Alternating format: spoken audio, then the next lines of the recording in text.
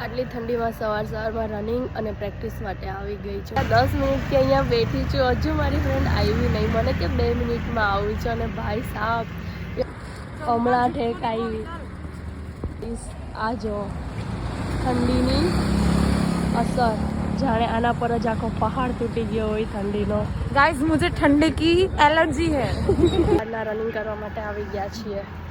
જો કે અમે રનિંગ તો કરતા જ નથી, ખાલી વોકિંગ જ કરીએ છીએ. અને આવ્યા અમે પછી રનિંગ કરવા માટે.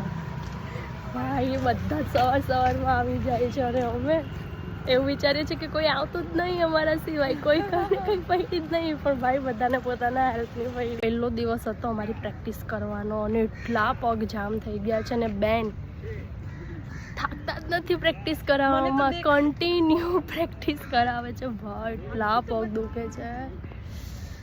ને આ બેન મારી સેવામાં લાગી ગઈ છે.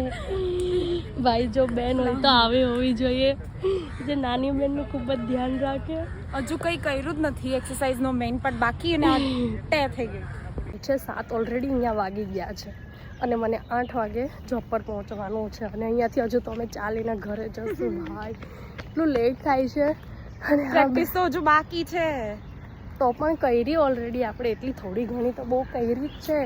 Sunday weight and watch. હા, સન્ડે તો પાકું કરશું, કેમ કે ત્યારે તો રજા હોવાની છે અમારી.